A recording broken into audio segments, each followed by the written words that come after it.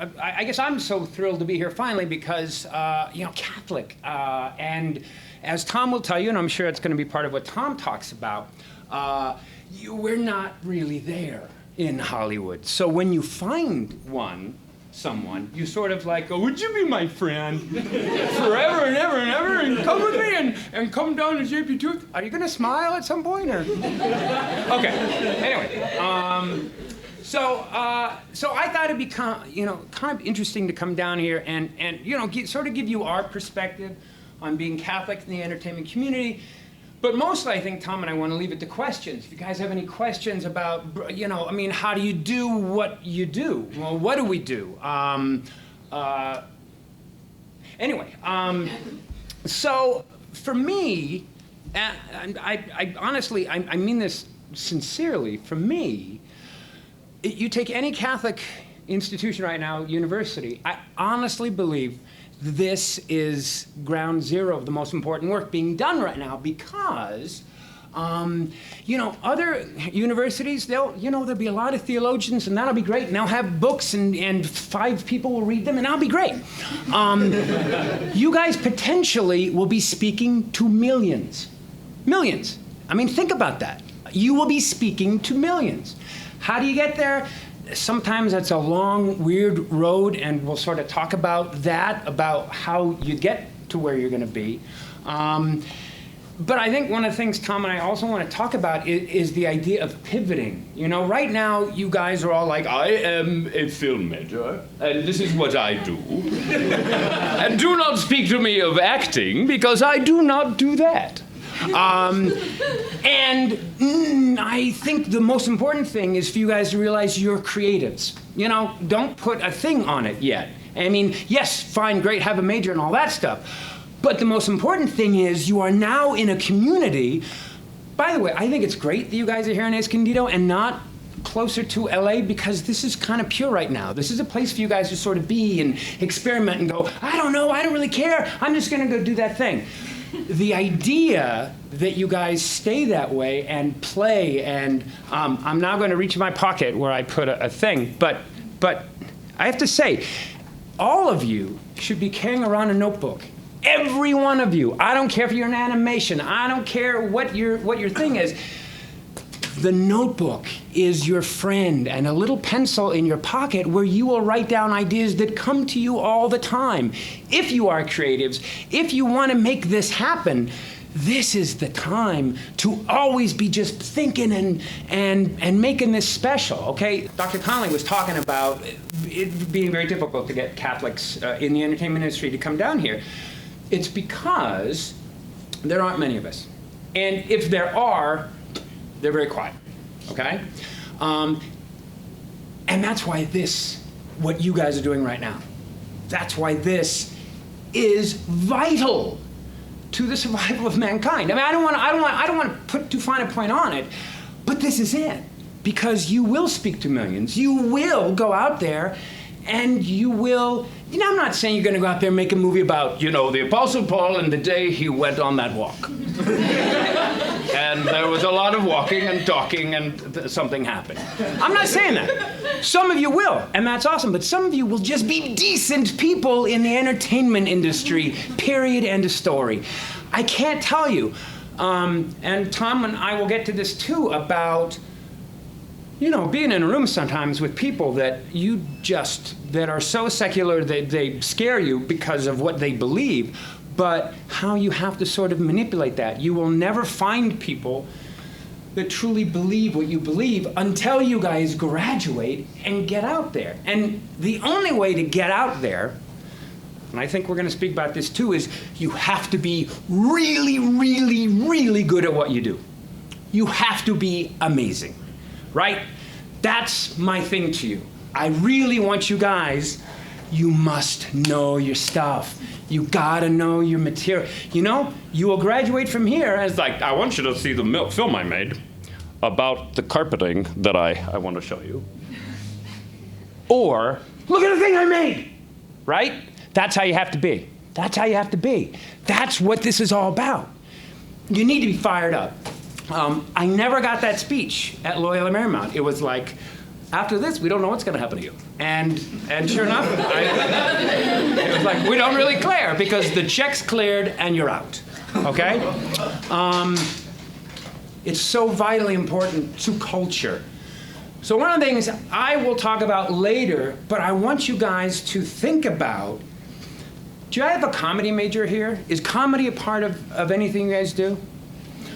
Okay. One of the things I want to talk about later, because I know we're all very interested in the grumpy guy in the back, but is comedy is so vitally important to how, thank you, to how we communicate. Think of all the ideas that come from sitcoms, things on Netflix, YouTube, whatever. Comedy communicates more than any other sort of, what's the word I'm looking for, Tom? Je ne sais quoi. Yeah, there it is. Comedy. You guys should really, a few of you, should really start thinking about comedy. How do you tell a comedy story? How in under 5 minutes do you make someone laugh? How do you get this stuff going? Why? Because that's whenever your mom used to say, turn that off, it was a comedy show. I guarantee, right? It was like, I'm gonna end my house. No, don't look at the TV. It was a comedy. So why not use that for good? And I'm not saying, this is the story of the day they had a sandwich. I'm not saying that. I'm saying to just be decent human beings. There's something called the writer's room. Do you guys know the concept of a writer's room? Okay. So a writer's room is you got 5 writers in there, and this thing needs to be out by midnight because the network's breathing down their back, and it's like, we got to have this out. And Fred says, it would be funny. And he says something really offensive, and everyone goes, yes, that's it. That's it.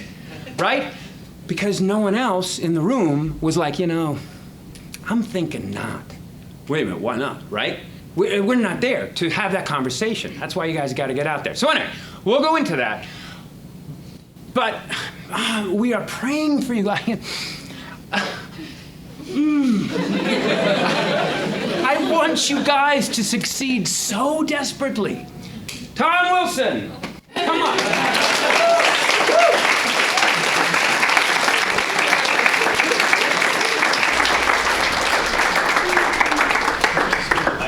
What he said.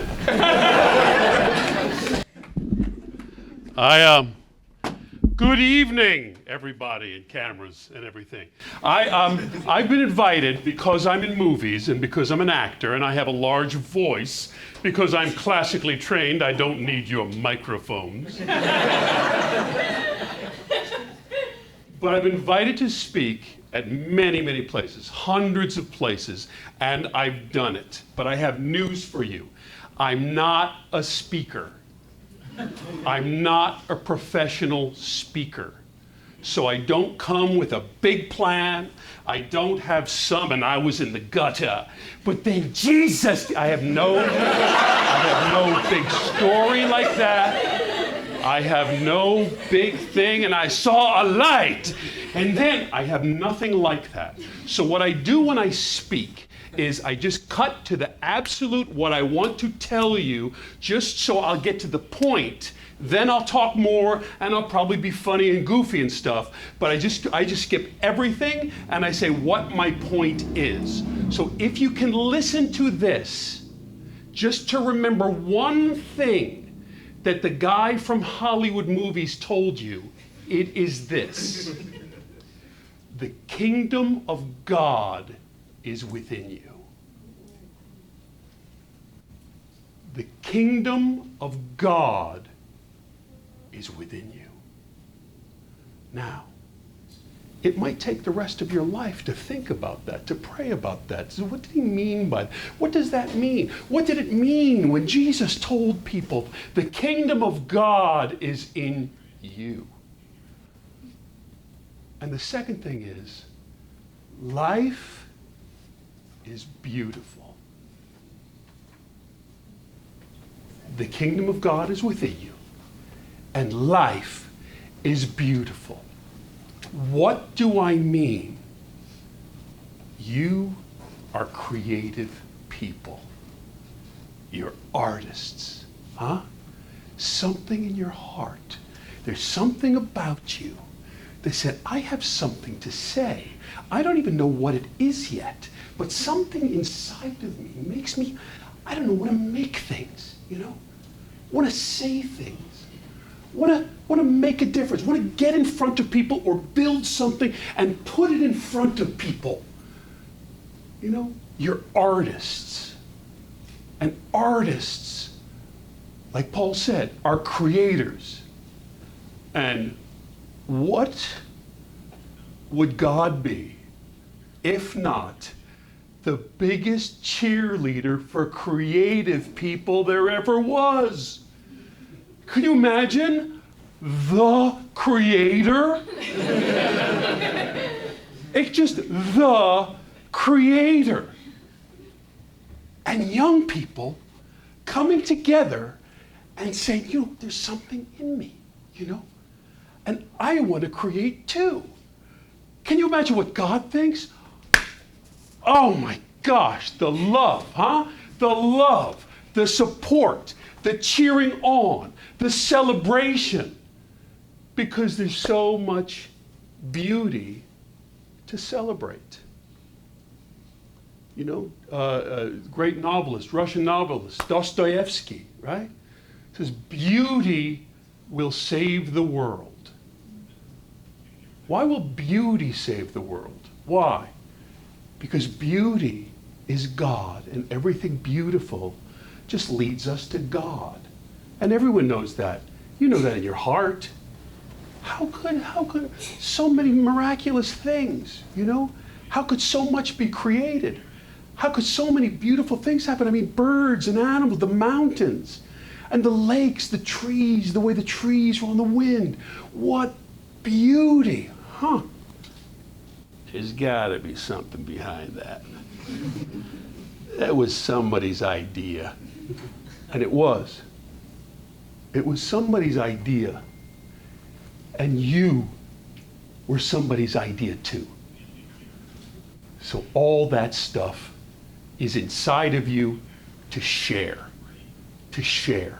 As Paul said, maybe some of you do have a dream to make a movie about, you know, and you know, Mel Gibson did The Passion, and you want to do an examination of Acts of the Apostles and want to do like a didactic teaching series of videos about the disciples. Fantastic. Fantastic. Do it. Some of you want to make a funny video about a butterfly that is just trying to find a good place to eat lunch because Mrs. Butterfly didn't pack a lunch. That is fantastic too, you know? That's fantastic too. That's my message. So all of you would talk. I don't know what you want to talk about with me, so we'll do a Q&A thing, and I'll talk a little more now. And then we'll do a Q&A. But there are two things. How do you actually do stuff? And how do you do stuff as a follower of Jesus? So I'll start. How do you actually do stuff? You all have a wish, right? You all have a wish, and that's fantastic, of what you really want to do. You know, you have, well, I'm studying animation or something, but you have a wish. And it's great to have a wish, a goal, and all that. Okay. So what is your wish? But on the other hand, where do your real talents lie? You know? Because that's important too. Because as we're moving ahead, like as your age, it's not a high school group, you know. We're moving towards an age where a lot of you guys are thinking, okay, I have a wish, but I also think I'm good enough to make money at this. I mean, I want to make movies, and from the money I make making the movies, I will buy macaroni and cheese and an apartment. You know, that's a different thing, as you know. That's where it comes in. Where do your talents lie? Are you a director? Are you a cinematographer? Are you a costumer? Are you an editor? Are you a sound designer? Or are you anything on a movie set? I mean, I brought this book. Where's the book? I brought a book that I'll leave if you have a library at the school. A friend of mine. This is what I really want to do on set in Hollywood. And it's a big sort of reference of all the jobs on a movie set. What does that person do? Well, they began with props and then they went to greens. What is greens? You know, there's a person who just does like the bushes and trees in a shot. Okay? That's his or her job. And they say, what is your name, young man? Tom. Tom. Good name. Because it's the same. See? Yeah. That's an icebreaker when it's the same name guy. And Tom, you're the greens guy, and you started in some capacity on the set, and maybe you made a short film, and you get onto a set, and they just go, Tom, we need some help in the greens. And you go, what? And they just, yeah, when we have a shot, we just go, Tom, would you put a tree right there, you see in the shot, and put some bushes in there, so when he comes out from behind the bushes, he can, whatever, you know, and you do that. A friend of mine began as an actor, and he was gonna make it as an actor. Now he is a location manager. He comes to this room, and he goes to the powers that be and says, yeah, we have a room like this that we're going to do a scene like this. How much to rent this room and cordon off the parking for our production vehicles, and that's what he does. And I'll be honest, he buys more macaroni and cheese in a better apartment than I do, and I'm a movie star.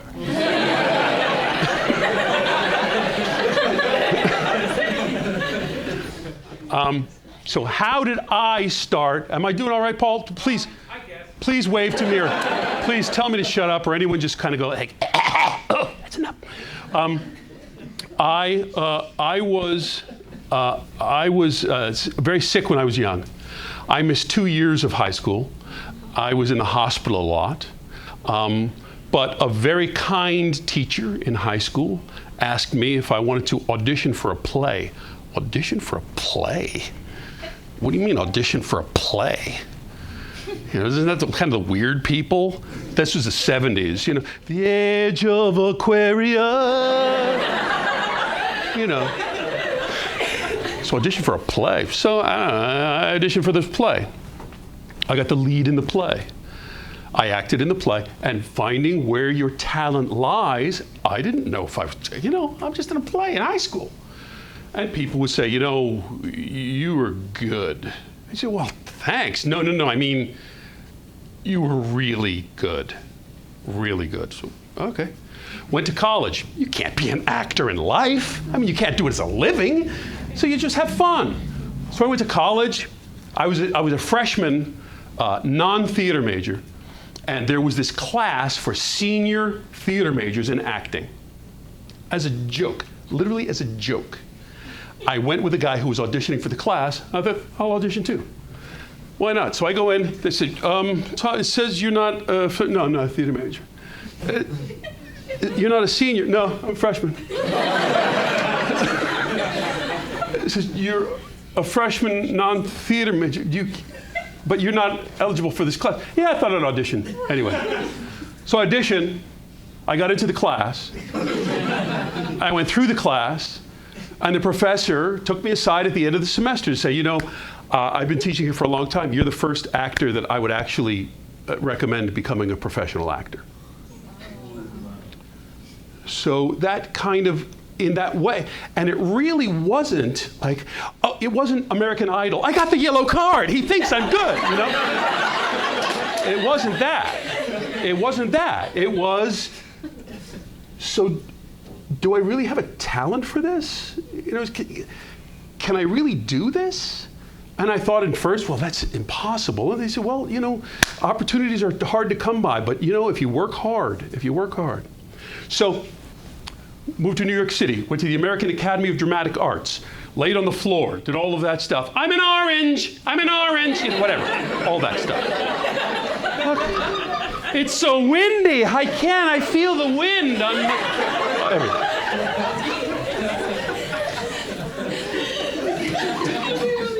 Did that actually helped me to act, I'm not sure. I'm not sure. But again, and this is no pedestal because I just do this for a living now. I just noticed when I would do my monologue, everyone would do a monologue and the teacher would say something and the other students would comment, and I would do a monologue, and the teacher and everybody would just kind of go, whoa, that was good. And then I thought, and then my dad, who were very normal people in Pennsylvania, my mom, a housewife, it's like, I went to them, Mom and Dad, I'm going to move to New York and try to become a professional actor. In my family, that's like, Mom and Dad, I'm moving to Mars. I'm going to grow antenna out of my head. My aunt was a sister of the Immaculate Heart. And she said, well, maybe New York theater, but you're not going to Hollywood with all those drug addicts and everything and just get all crazy in Hollywood.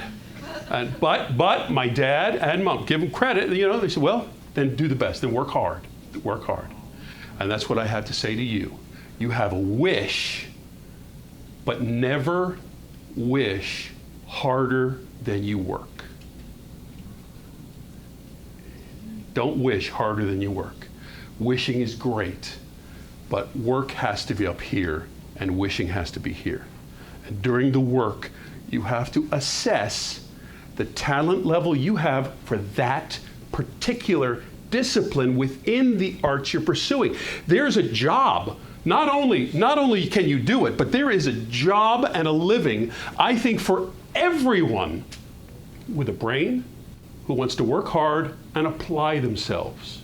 But like my friend, the locations manager, sometimes it's surprising.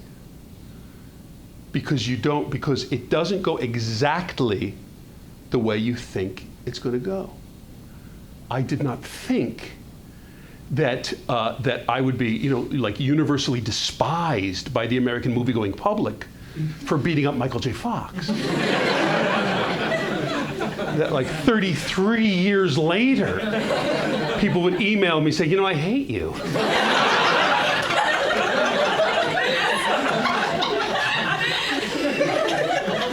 I literally have stopped saying, it's pretend because it doesn't matter.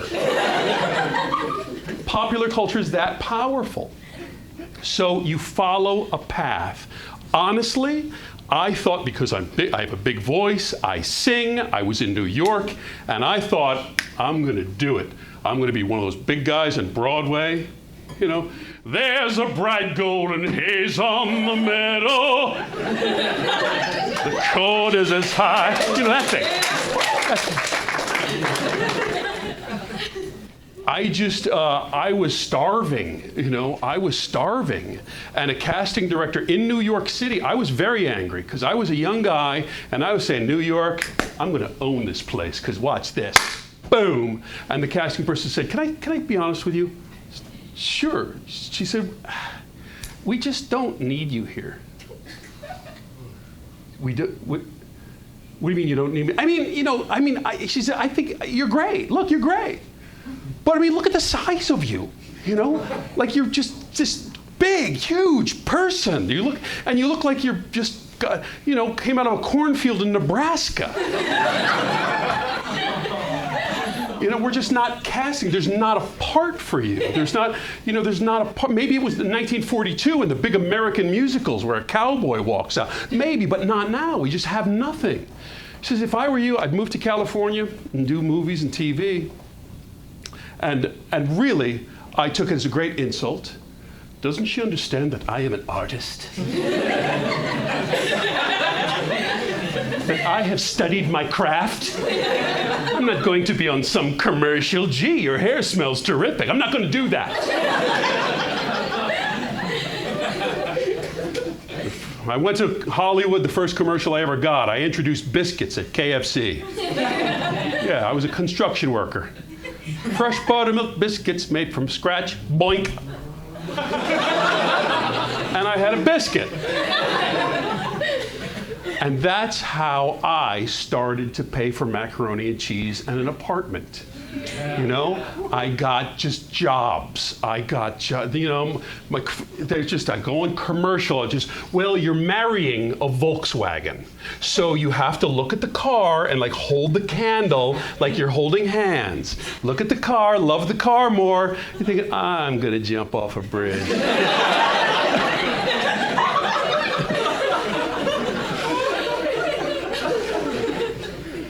No? So I said, I'm going to get on a sitcom. I'm going to be one of those funny. He goes, because I'm funny? And at that time, I was doing stand-up comedy, improv, because I wasn't getting cast in shows fast enough. And I wanted to get on stage. I mean, I wanted to do it. So a friend of mine was like, well, we do this improv thing. We write sketches. We get up. We do stand-up. You mean they just let you go up and do something? Well, yeah, you just like write it and put it up. Okay. Paul, I got out a notebook and I just started writing stuff down. What comes out of me?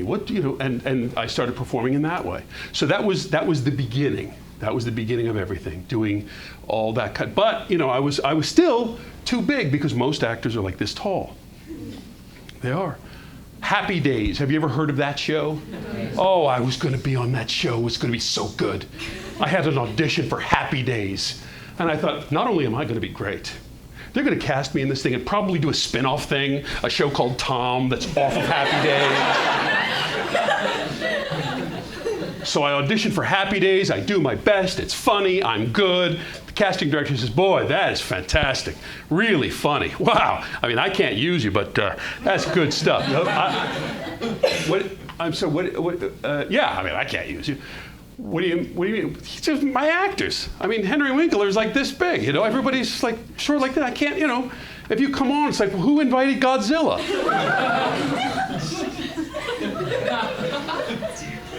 and then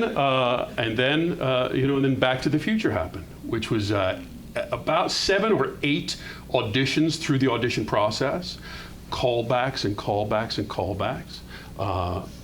But within all of that time, I was writing my own thing. I was performing my own things. I was always keeping that artist alive as I did jobs within my skill set to pay for stuff. Because that's it. Once you decide, then it's going to be split. There's going to be the part where you're doing it to make money and a part where you're doing it to be an artist, to what comes out of you. I'll stop talking so we can Q&A and Paul can come up. Yeah, see? I knew he would. But I think that is very important, both paying attention to where your skill set is and following an unusual path that may have surprises, but following that skill set. But always, I recommend writing. Not to become a writer. Maybe you become a writer. And write a funny short film about a monkey who explodes. But don't sit down to say, I'm going to write a thing about a monkey that explodes. Just write. There's an excellent book called The Artist's Way that has a thing where, I don't follow it all the time, but I try. You just fill up 3 pages every day. Just write. It doesn't matter what you write. Just write. Why? Because writing like that, just continuing to write, I think is a sacred exercise. It's sacred. Because in a way, you're telling God, like, I'm creating too. You're creating this beautiful day, and you're creating through me, and I'm just like a river of it. A river. There are great ideas and wonderful things to write about everywhere.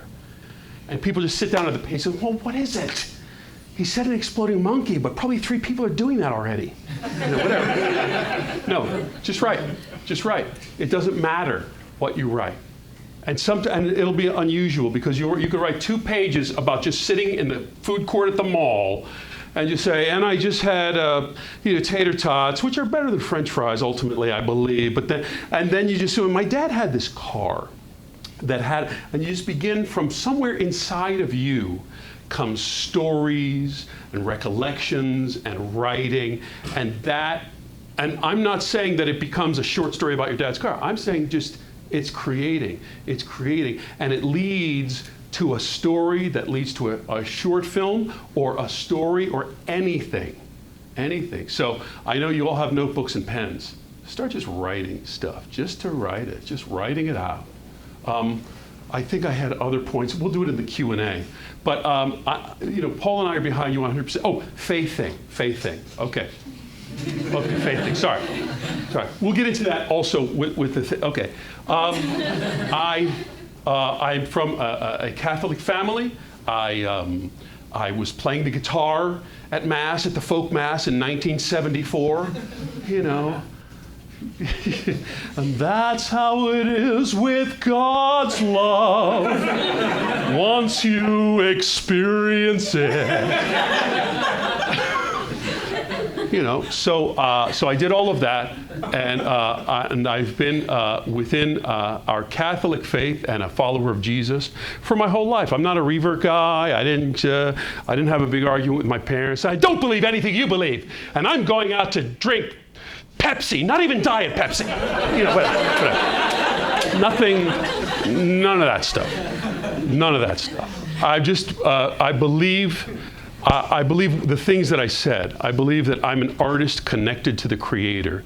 I believe, if I can make a Catholic commercial to camera, that the Catholic faith specifically, I think, embraces all of life, which is what a true artist should do. That is both glorious and heartbreaking. They talk about what is the Paschal mystery? What is the mystery of Jesus? Is that so many things are combined in Jesus that you can't even, you're never going to get there.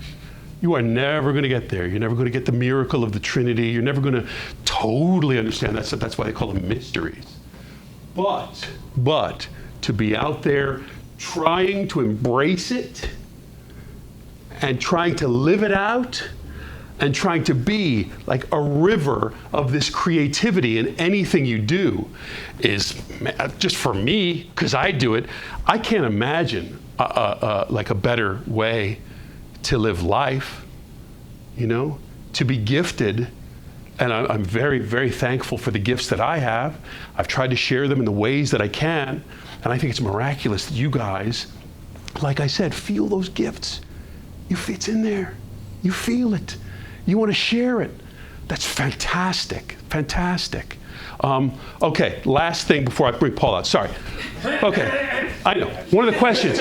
But I'm a Catholic and a Christian, and how do you survive? What do you do? I mean, how do you live out your faith?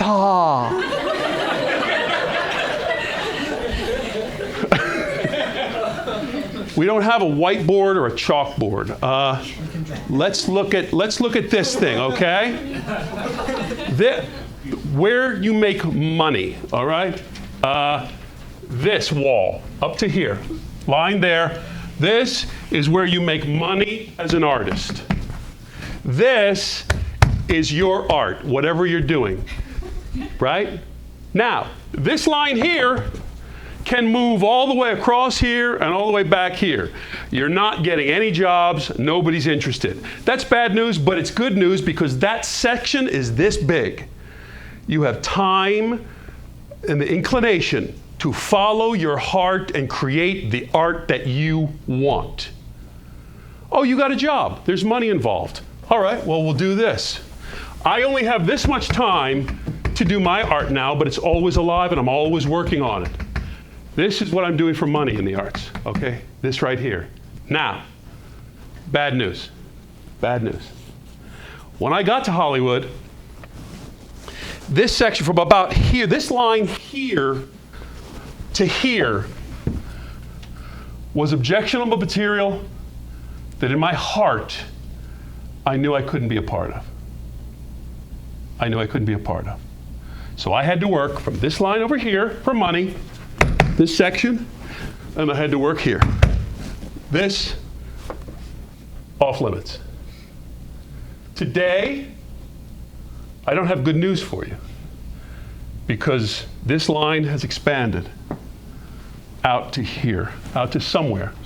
Sometimes it feels like it's out to here. Sometimes it feels like it's right in here. But this, right here, is the space where you feel in your heart,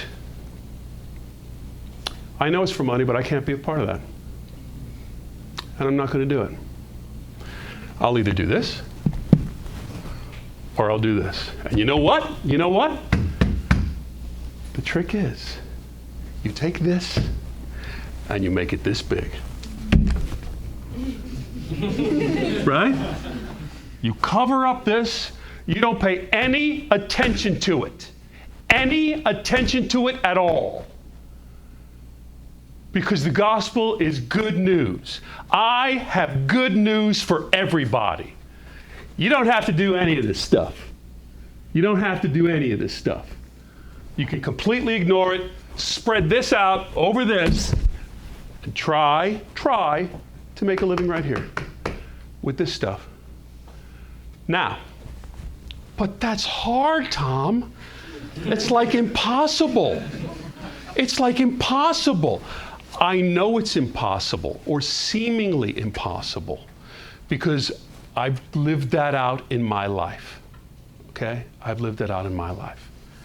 Now, I know a lot of actors, actresses, Christians.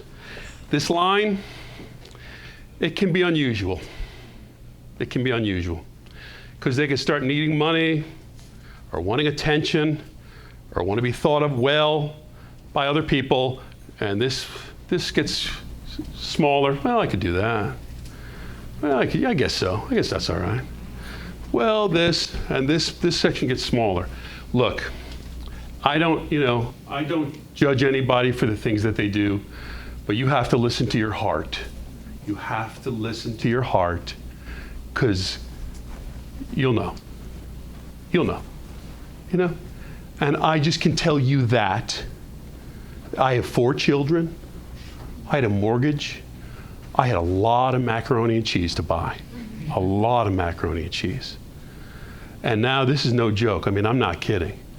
Many, hundreds and hundreds of times, hundreds, I said no to this thing right in this section.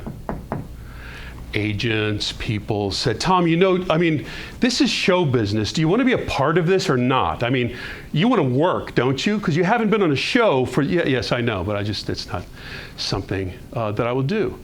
Now, did I say, because God is on my side, and I know I'm going to be a winner, agent in Hollywood, and everything's going to be fantastic, praise God. I did not say that. I hung up the phone with my hand trembling, and I went to my office, and I prayed, and I didn't pray, God, I know you're on. No, I prayed, how am I going to do this? I can't pay for this. How am I going to do it? So I'm just a witness to you. I'm telling you that somehow you do it, that it's not easy, that everyone can think, I think she's given up. She didn't do this. Then we offered her that. We asked her, we invited her to the set. She wouldn't even come to the set. It is worth it. It's worth it. From the very beginning of my career. This is not a lucky charm that I carry. This is not a lucky charm. It's not to like, ooby dooby, keep me out of an auto accident. Woo! No.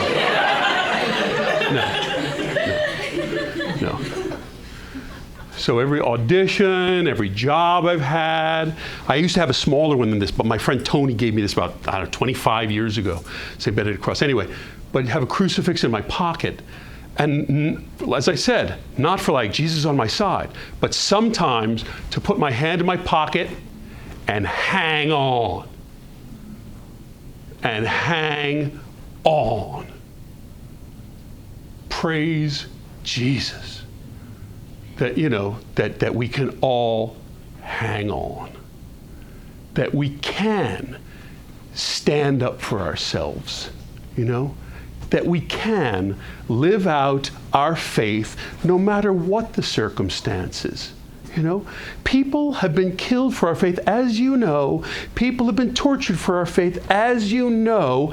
And what? I'm going to complain because I lost some money and a little bit of humiliation? Are you kidding me?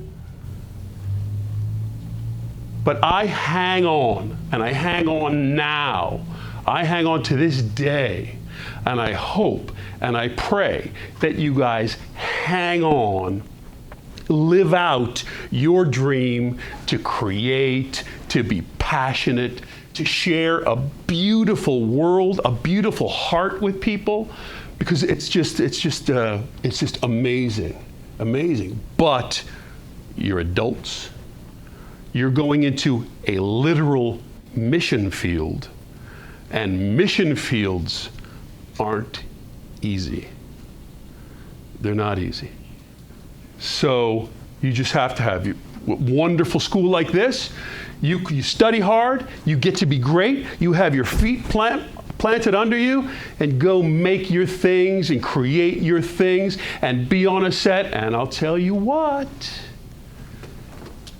all those people that make fun of you, I'm a witness to this too, and this is the last thing I'll say.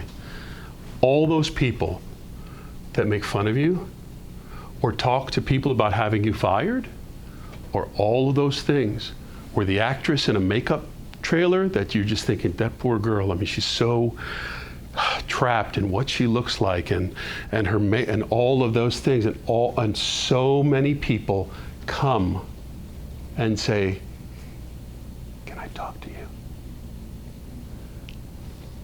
And they come up in the middle of a set. Actress says, will you come in? I said, what? Yeah, what is it? Something about the scene or whatever? Yes. Will you pray for me? I said, what? Pray for me. Put your hand. Just pray for me. I just can't tell you. Please pray for me. They're everywhere. Everywhere. Everywhere.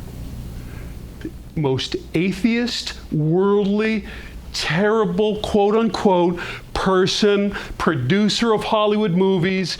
Oh, I'm going, I gotta go to Ohio. God, my mom is sick. She's been in this thing. She's probably dying. I don't know. I go, what's your mom's name? Well, her name's Rose. Oh, well, I'll pray for her. You will? I say, yeah. I'll pray for your mom. Rose, I'm going to be praying for your mom and for you on the way. Thank you. Thank you. And he says, Tom,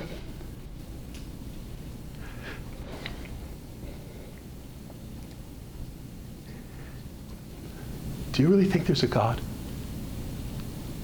I said, yes, I do. Yes, I do. And just keep your heart open about it. I'll pray for you. I'll pray for Mom. Go. It's everywhere. It's everywhere. But we all, each of us, have to, think and pray about how we can effectively share our faith. How is it going to be effective? Twitter fights? I don't know about that, young people. I don't know about that. But just living in love, as I said, with your feet on the ground, living your faith, no surprise to anybody, this is how I live. Everybody's allowed to live whatever way they want, And I live this way. It stirs the water and things happen. So live out your faith like mighty warriors, and live out your artist in that same way. Because the great artist is behind you 100%. I gotta shut up. Paul, let's do Q&A. I was hired to, basically a lot of my job the past 10 years, I do auditions for voiceover all the time, and now included on the sheet is this material offensive? In the in the breakdown, right? So when they, and invariably, 9 times out of 10 now, I would say in the past year, it's checked off. Yes, it's offensive. It's filled with really lewd stuff. And remember when I talked about the writer's room? That's because we're not there. That's what I mean.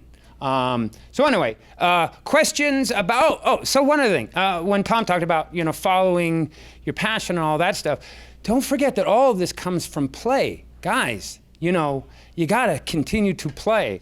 I will talk about my life. I Loyola Marymount, and then I sort of, I worked at a radio station, I hated it, and then I rediscovered improv, and I would play. And my wife, who's sitting back there's a social worker, and she's, hearing people talk about, exploding and whatever, and I'm buying wigs at the thrift store so I can do my thing. And she's like, go buy that weird wig, right? From play, because I need to do it. And from there, they're scouting for Animaniacs, and they say, I think you could write. So I guess what I'm saying is nothing you do should be for money. It should be because that's what you do, and whether anybody gave you money or not, you do it anyway. If you were working at Smart and Final, and you'd say, I'm meeting my buddies. Even Tom, busy Tom, I'll call Tom and I go, Tom, I got this weird idea for a video. Would you show up? And he goes, yeah, okay, fine. That's because you did like doing that, don't you? Not anymore, but okay, yeah, I fine. did. All right. I did it. The other thing I'll say is, and we talk about sense of play, you always, like Tom said, you have that chart. That's what I do for money. That's what I do for play. So I'll put stuff on YouTube just because I just am having fun or whatever, and 4 people could see it or 3 people could see it. I could care less. So Tom gave me a suggestion once. I have a Chihuahua that bites me. And Tom says, it'd be really funny if you had that Chihuahua bite you as you're petting it. And I go, yeah, fine. And I thought about that. On a video, do a video of it. Yeah. All right, so anyway, so I thought about that for a month, and then finally, my friend Matthew Galvin over there, I said, I'm gonna do this video, and I sort of showed him, and he goes, okay, well, that's funny. And I put it up, and it's called Man Gets Bitten by Chihuahua, whatever. Anyway, it's got over 200 million views. From play.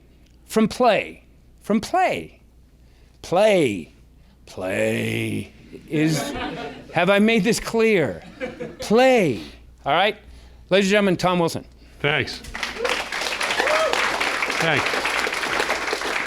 Questions and answers.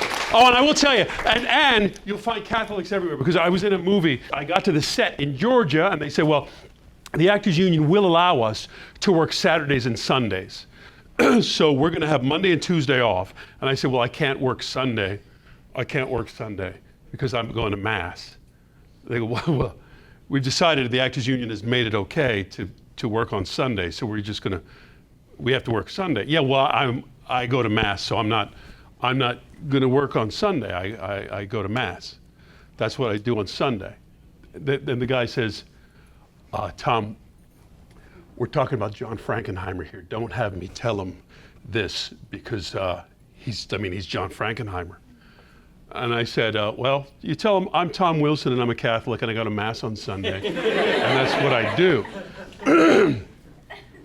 And he goes, so they tell John Frankenheimer, the great director. He calls me in my hotel, says, Tom, it's John Frankenheimer. Can you come over to my office, please? I'd like to talk to you about this. So I get a car, I go into his office. He says, Tom, when I was 19 and 20 years old, I was in the seminary. So I finally left the seminary, but I have a great deal of respect for it. It's in my heart, though my life certainly hasn't reflected that, but how about this? I'll do my best to have you out of the scenes on Sunday, but certainly on Sunday morning. I'll have my driver pick you up at your hotel, deliver you to Mass, wait for you and deliver you back to your hotel, and then maybe in the afternoon, if we can't get around it, maybe you could do a couple of scenes on the movie. How would that be? I said, that's great, John. That's fine. Very nice of you. I appreciate it. Every Sunday, John Frankenheimer's personal driver would come to my hotel, take him to Mass. I was like, I don't know what this guy's power this guy has, but I I take him to Mass, I wait for him at Mass, I drive him back to his hotel, and I take him to the set and everything. John Frankenheimer had a like a sort of a golf cart thing with big, like a four-wheel drive with big knobby tires through the hills of Georgia. And it was a tough movie, and everyone's Civil War soldiers, all with their stuff. John Frankenheimer every day driving up next to me, Tom, come on, get in, we'll ride over. So I rode with him on his four-wheel drive golf cart all the time to the set, and he's telling me about the seminary, and he's telling me about this thing and everything. And the whole cast, the whole crew's like, how does he like you? He hates everyone. He screams at everyone, and you. He says, Tom, come on, ride with me. So, and I've honestly, a lot of times, I've found that to be the case with the most difficult people in Hollywood. Not that I yell my faith or whatever, but they have respect for someone who just lives life the way they want to live their life. And, and honestly, people many times will say, it's not my thing, but I think it's great. I think it's great. To live your life, to live your faith, and have the guts to do it in a world that might think it's stupid, foolish, whatever, it's old-fashioned, whatever. Have the guts. Why not?